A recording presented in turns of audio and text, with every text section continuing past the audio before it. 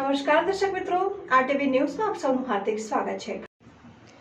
કાંકરેજ તાલુકાના વડા ખાતે આવેલ સંત રોહિતદાસ નગર ખાતે વિધવા મહિલા ઉપર હુમલો। વિધવા મહિલા ઉપર છરાના ઘા વડે ઈસમ દ્વારા હુમલો।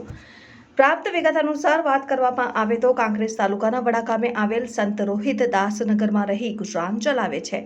જમીનની અદાવત રાખીને આજરોજ બપોરના સમયે પોતાના જ પરિવારનું માથાભારે ઈસમ પરમાર વાલાભાઈ નેમાભાઈ છરો લઈને જાનથી મારી નાખવા માટે આવેલ તે સમયે પગ પર છરો મારેલ ત્યારબાદ કાંતાબેન ચમનભાઈ પરમાર બૂમાબૂમ કરતા વાલાભાઈ નેમાભાઈ પરમાર છરો મૂકી ભાગી છૂટ્યો હતો, જે છરો વિડીયોમાં પણ જોઈ શકાય છે। ત્યારબાદ પાલનપુર મુકામે 100 નંબર પર ફોન કરી જણાવેલ હતો। ત્યારબાદ 108 ને ફોન કરી થરાદ સરકારી હોસ્પિટલ તાત્કાલિક દાખલ કરવામાં આવ્યા હતા। આ માથાભારે ઈસમ કેટલીવાર ઝઘડા કરવા માટે આવી કાળો બોલી જાનથી મારી નાખવાની પણ ધમકી વારંવાર આપે છે।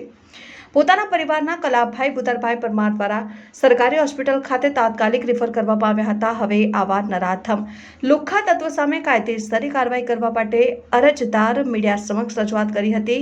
શું આ મીડિયાના અહેવાલથી કોઈ કાર્યવાહી થશે ખરા, તે આવનાર સમય જ બતાવશે। અહેવાલ Shri VK Dabhani, RTV news. મારું નામ જયંતિભાઈ ચમનભાઈ, ગામ વડા। મારી મમ્મી સૂતી હતી રાત દિવસના 3:30 વાગે। વાલાભાઈ નેમાભાઈ મારા મોટા બાનો છોકરો, હું સૂતી હતી ને છરી મારીને ભાગી ગયો અને મારી મમ્મીને બહુ ઈજા થઈ છે પગમાં, અને અત્યારે સરકારી હોસ્પિટલમાં દાખલ કર્યા છે।